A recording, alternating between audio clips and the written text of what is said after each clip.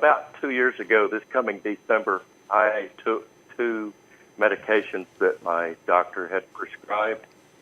According to him, his software didn't mention a conflict. The pharmacy dispensed them. They said the same thing, but everything I could find online says these 2 drugs together are deadly. And they did cause my heart to go into atrial fibrillation and caused a mini stroke. And all I can gather is 70% of the people that take these 2 drugs together do die. Why?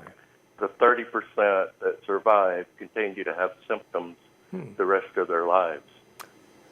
Randy, how long ago did you have this episode, if I can call it that?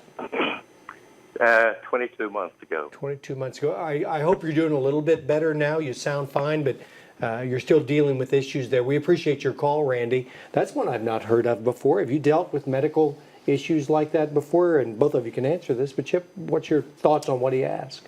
Well, I've heard of it. You have?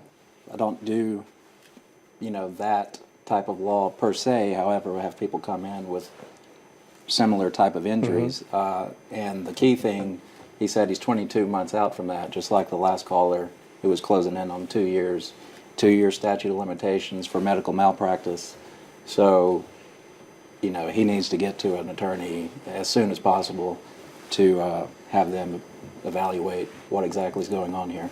And we're not going to use the internet for a correct answer to everything, but you can find a lot of stories, similar stories like that. Have you dealt with medical issues like that before, Matt? I've personally handled some cases where pharmacist has either misfilled a prescription or a doctor has prescribed medications that kind of conflicted with one another.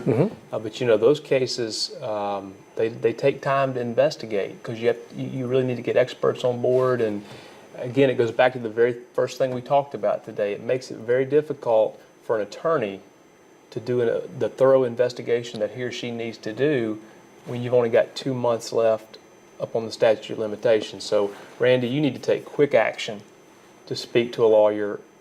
Both of us, Chip and I, both know some medical malpractice lawyers, and either one of us would be glad to recommend someone to you.